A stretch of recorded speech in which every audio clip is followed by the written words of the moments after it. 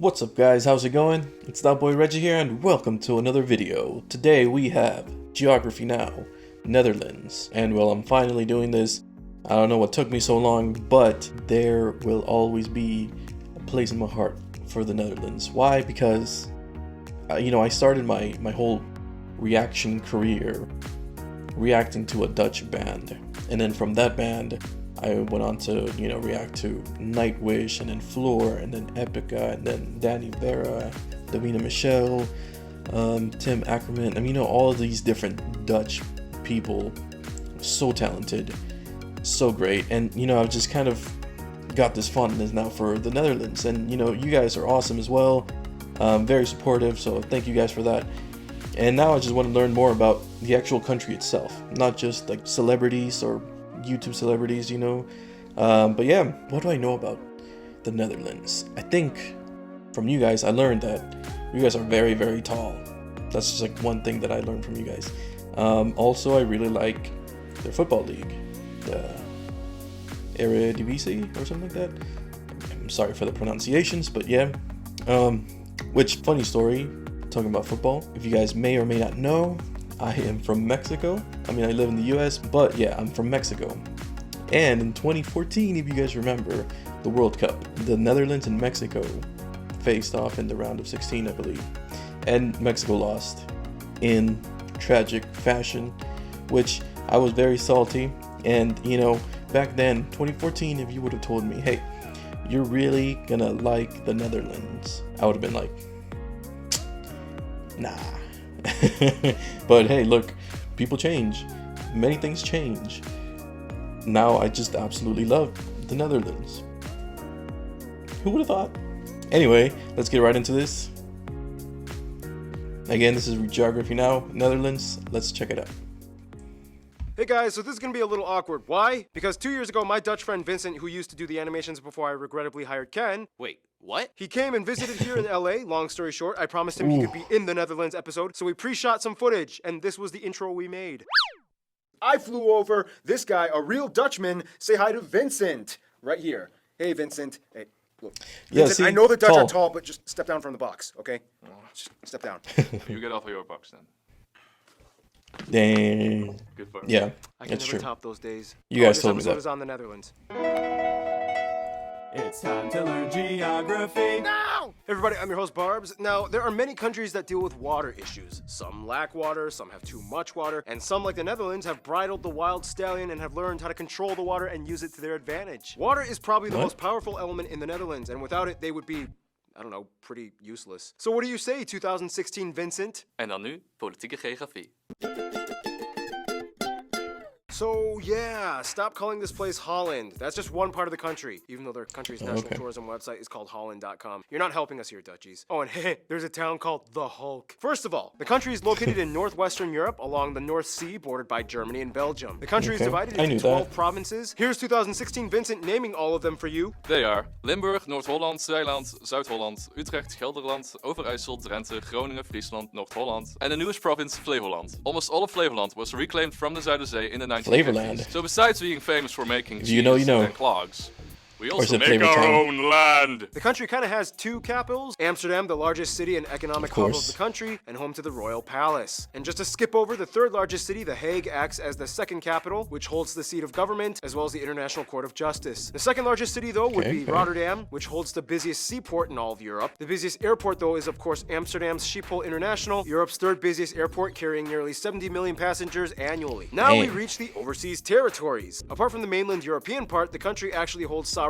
over 6 other island entities in the Caribbean, remnants of the colonial past. In the These are Caribbean? collectively called the Dutch Caribbean. And here's where it gets a little confusing. Technically, the Netherlands is a country made up of 4 countries, the mainland Netherlands, as well as 3 other constituent countries, kind of like what Wales and Scotland are to the UK. They are Aruba, Curacao, and St. Martin, which is actually half of an island shared with the French overseas territory of the same name, but in French.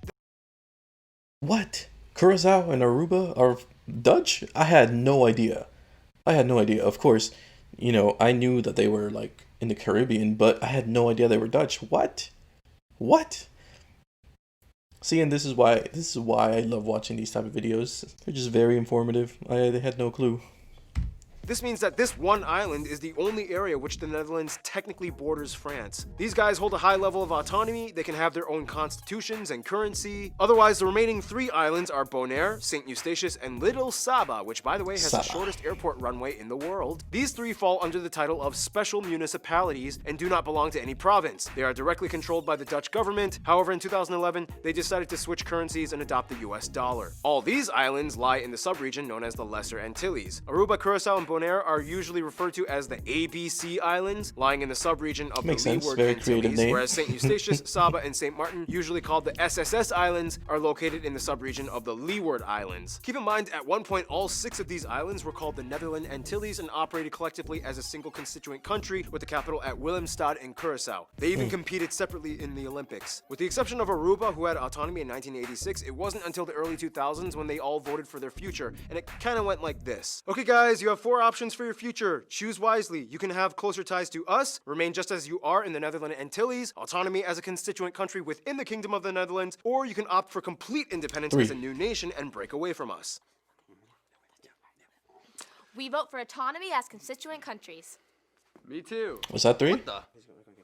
We want closer ties and we'll settle for special municipality status. Really, Bonaire? You're one of us, the ABC Island. You're really gonna ditch us like that and leave us with this half-Frenchy magoo? Yep, deal with it. And that's basically how it went down. So there you go. That's how you make a Netherlands. Waterways dominate the country, though. There's even a town with no roads and only canals. That's but how really did it freaking end cool. up this way? Somewhere around the 9th century, people were kind of fed up with all the flooding, and they invented these seawalls known as dikes, which surrounded polders or reclaimed land plots protected by the dikes. To this day, the Netherlands has reclaimed about 1/5 of its total landmass from the sea. So what would happen if all the dikes were destroyed and all the water just came and flooded everything? Scientists speculate that the country would go from looking like this to this. Oh, Jesus, dude, what?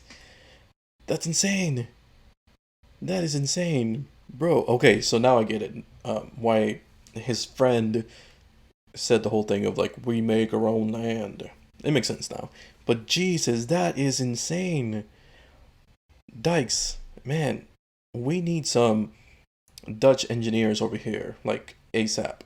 And over here, I mean, like, I live in Houston, in Texas, and we have a flooding problem. If you guys didn't know, you know, like a couple years ago, the whole city just flooded, like flooded. It was insane.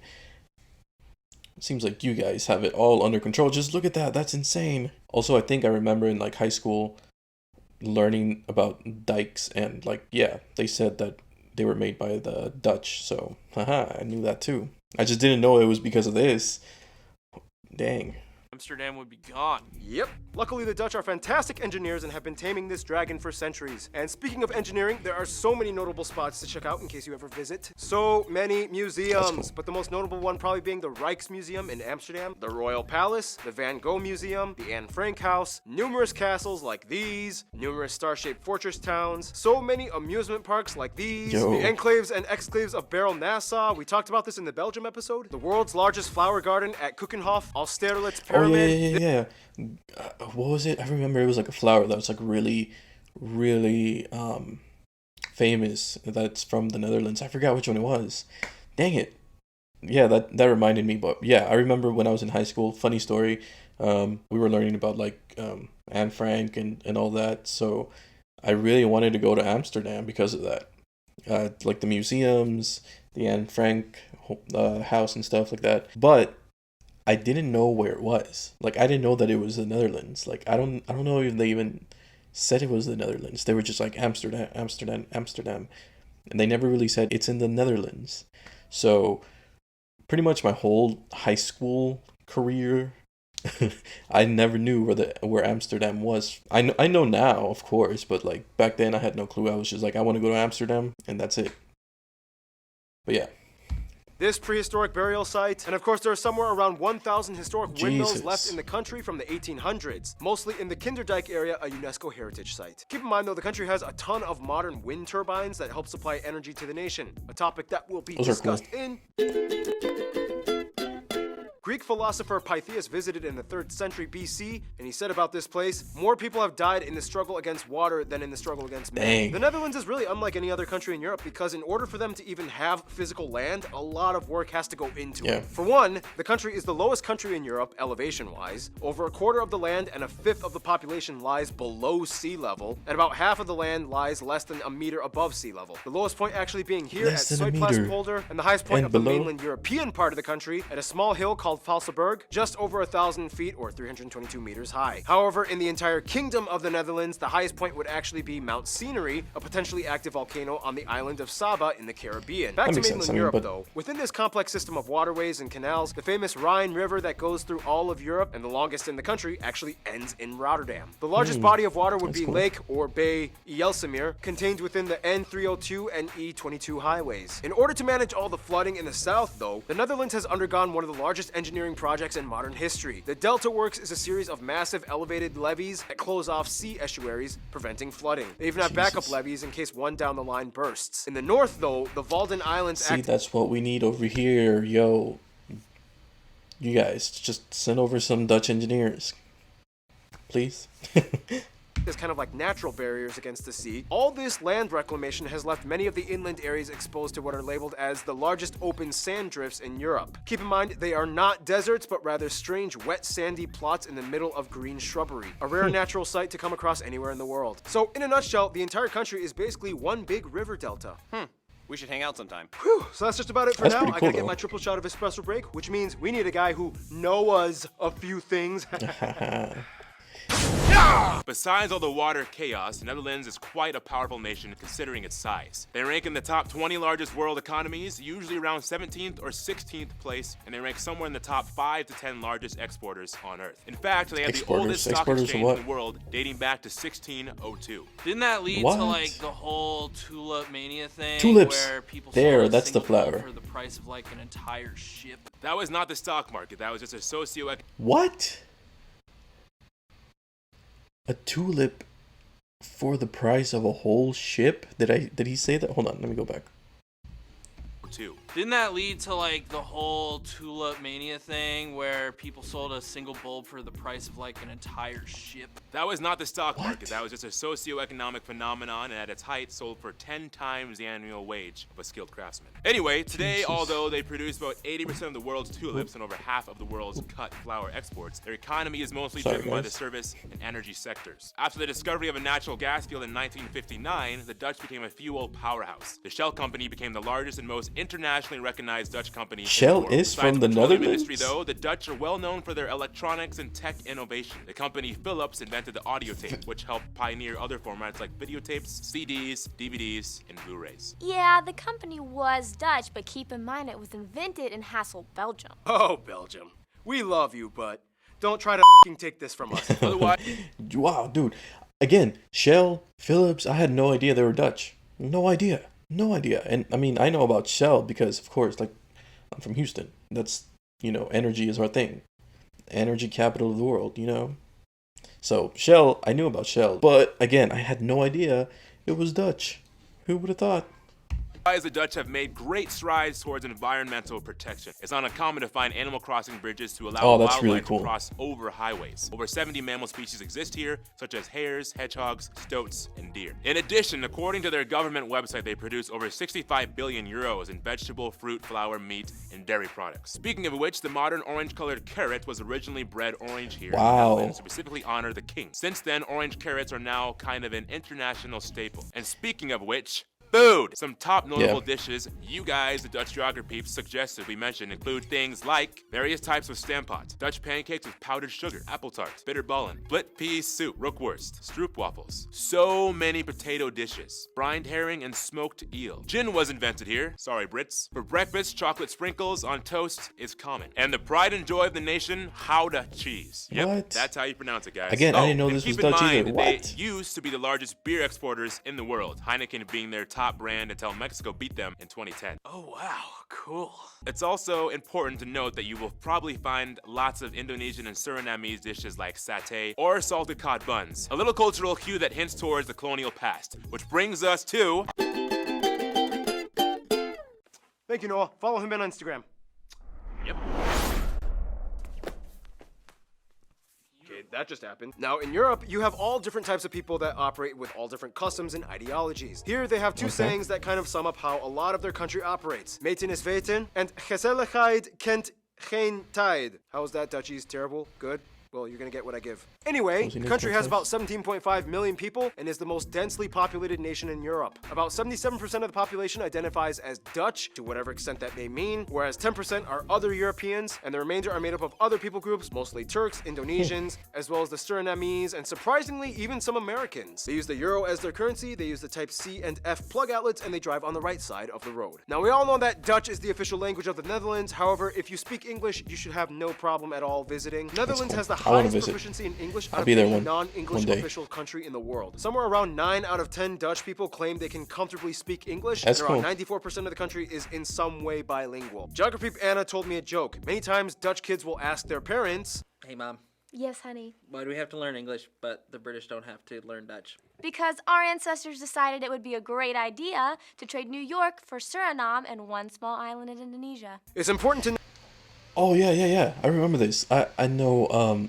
the Dutch settled New York or something like that. It was called like New Amsterdam or something. Am I right? Am I wrong? I don't know. But yeah, I remember that. And also I think I learned from you guys as well. That yeah, like a lot of people speak English. Actually, I think it's what he said. Like it's like one of the countries in Europe that like a lot of people know English. I don't know how to say it. But yeah, you guys told me that. note, though, that there are two other regional languages accepted in Dutch society. They are Frisian, spoken in the northern Friesland region, and the other being Papiamento, a Dutch Creole spoken in the ABC Islands. When it's already kind of well known that the Dutch are the tallest people on average in the world, men averaging around 6'1" and women around 5'7". And once again, here's 2016 Vincent explaining. Latest studies have shown that natural selection has been the biggest reason. Being tall is equal to being more athletic, successful, and healthy. Many educated men start families after their studies. Fast forward a couple of years, with length being very heritable, and the result is a nation of giants. Yeah, we're outbreeding short people. Religion in the Netherlands is interesting because historically they used to be predominantly Christian, mostly Protestant, but today about half the population identifies as unaffiliated, which depending on who you ask could be anything from the largest unaffiliated group, agnostics, at about 34%, to the growing number of atheists at around 28%, which is kind of like a technical term for spiritual but not religious. Otherwise, Islam at about 5% of the population is mostly practiced by Turkish and Indonesian communities. Christianity, although not practiced regularly by most of the people, still plays a heavy cultural role in the Netherlands. Holidays like Christmas, Easter, Pentecost, and Ascension are still celebrated by everyone in a Dutch manner. At one point, they were a vast empire that spanned across every inhabited continent. Australia was at one point called New Holland, New Zealand, named after the Zeeland province, Tasmania, named after this Dutch guy, New York was once called New Amsterdam, and so on. Otherwise, what is the Dutch way of doing things? Many of you guys, the Dutch geography peeps, have told me there's a Dutch saying, act normal, which is ironic considering that they are almost anything but normal. And here's Random Hannah to explain culture stuff. Historically, the Dutch have always kind of had a counter-traditional mindset that shaped the way they developed as a nation. For one, they are one of the few remaining monarchies left in the world, technically a unitary parliamentary constitutional monarchy that limits the royal powers. And the people generally like their king. He even has a holiday to himself, and the entire country wears the national color of orange. Of course, the country is known for being a frontrunner in passing what many in the world see as controversial laws. They were the first country to legalize same-sex marriage. They have regulated legal prostitution, euthanasia, and they have a policy of tolerance towards recreational soft drugs like marijuana. People 18 years or older are allowed up to 5 grams on them, otherwise it's a misdemeanor. They are world-renowned for excelling in field hockey, speed skating, and volleyball teams. Sailing is of course one of their longest pastimes. They even have a huge festival once every 5 years called the Sailed Amsterdam Festival. For some reason, it's common for people to give birth in their own homes as opposed to a hospital. About 1/3 of all babies are born this way.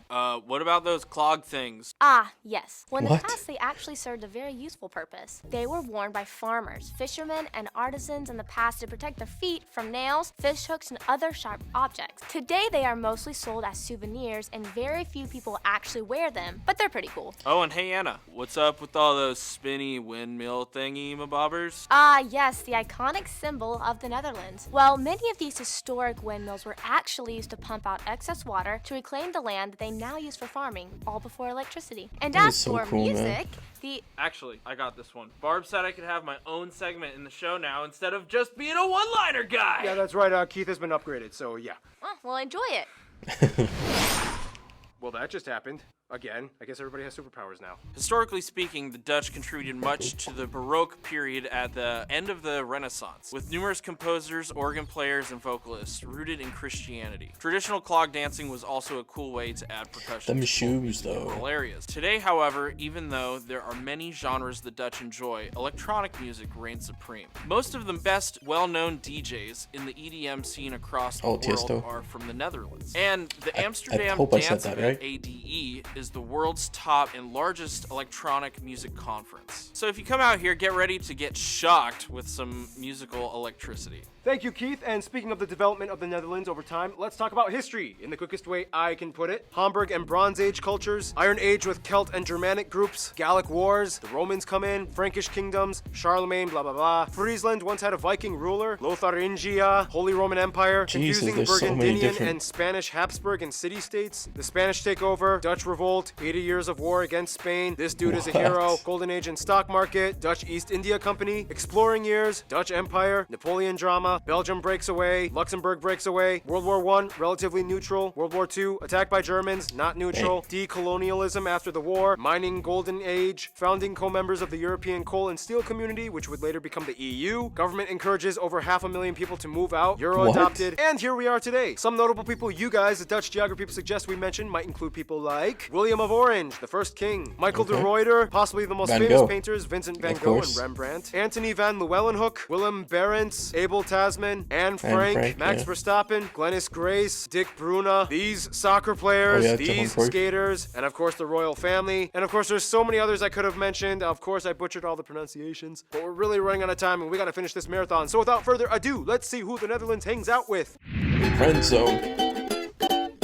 Now, there's a reason why it's called going Dutch when paying for a meal. The Netherlands likes to Going share. Dutch. Systematic and mathematically equivalent to what is owed to each based on the merit they've earned. First of What? all, pretty much all the former colonies have some kind of amicable relation to the Netherlands. The Afrikaans language in South Africa is basically just an Africanized version of Dutch. Tons of Surinamese and Indonesians have been migrating to the Netherlands for decades. Otherwise, the USA and Canada are very close friends as well. During World War II, the royal family actually took refuge in Canada, and Canada actually quickly changed the law in which the hospital was temporarily considered extraterritorial so that the princess could be born Dutch. To this day, the Wow. Netherlands sends tons of flowers every year in gratitude. For the US, the two go way back all the way to New Amsterdam before it was New York. Okay. The Dutch have immigrated to the US for centuries. 5 American presidents have been of Dutch descent. They are each other's third largest direct foreign investors. They are both charter members of NATO since 1949. And overall, in most global affairs, the two usually work together as close allies. With Germany, it's like a funny love-hate relationship. Like the two share so much historically, both being under the same influences like the Western Roman Empire, the Franks, and even their first king, William of Orange, belonged to a German William of royal Orange. house. Then That's- again, World War II was kind of like a What a jerk name. move, and the Dutch never really forgot about it. But nonetheless, they've moved on, and today things are fine. Germany is their largest trading partner, both in imports and exports. Many Germans and Dutch cross over and visit, study, live, and have families with each other's countries. When it comes to their That's best really friend, cool. however, almost every single Dutch person I have talked to has said their little brother they love picking fun on and calling stupid, Belgium. Or at least specifically the northern Flanders region of Belgium, where the Dutch speakers are. And many see the Flanders region as just an extension of the Dutch realm. The royal families love each other. King William Alexander even bestowed the Knight Grand Cross to King Philip and his wife. Flemish and Dutch people have been intermarrying and cooperating side by side since the beginning. And even after Belgium's independence, they've still clung on as the only two Dutch official speaking nations in Europe. And even then, Belgium is only half Dutch speaking, so they really can't afford to sever ties. In conclusion, the lowest nation in Europe with the tallest people on Earth and with centuries of discovery, invention, That's innovation, and actually pretty tradition, funny. it's no wonder Pretty why the ironic. Dutch say they keep their heads above water. Stay tuned, New Zealand is coming up next. Awesome. Lowest country with the tallest people. That's true. Wait, is it over? Once again, Vincent, thank you so much for being in this episode. Our favorite Dutchman, you have made your country proud. Dutch punch! Yeah, wait, wow. That was an awesome video. I actually learned a lot. Like, there was some stuff that I had no clue were Dutch. Like Shell, Phillips, Dykes. I knew Dykes were Dutch. What else? Like the tulips, I had completely forgotten. I knew there was like a flower that was like very important, but I had forgotten that it was a tulip. Yeah, man, like I had no idea that it was like they would have no land if it weren't for the dikes. That's insane. That's crazy. Just imagine if, you know, knock on wood, but if something were to happen and like the dikes the levees broke or got destroyed, it would be flooded. You know, that would suck, but it's incredible what, you know, what humans can do. Man, you guys are awesome. Like, you know, there's the whole saying of like German engineering, but hey, what about Dutch engineering? Yo, they built their own land. I don't know, man, it's just awesome, and I hope one day I get to go. I really want to go to Amsterdam and maybe other places. And also, like, I've been wanting to like try Dutch food, which maybe that's something I'll do later on, right? Do videos of me trying Dutch food for the first time, because I don't know. Maybe I've tried it before, but I didn't know it was Dutch. I don't know. Oh, and this is Reggie from the future. Reggie, while editing Reggie. But I always forget to say that if you want, follow me on Instagram. I'm gonna leave the link down in the description. I'm horrible at social media, so I only have like one post. I'm still learning, which is kind of ironic because, of course, like, I make YouTube videos. I know, it's weird. But yeah, if you want to, I'll leave the link down in the description so you guys can go follow me. But yeah, if you guys enjoyed, make sure to like, comment, subscribe, hit the bell so you guys can get my notifications. This was That Boy Reggie, and I'll see you guys next time. Bye.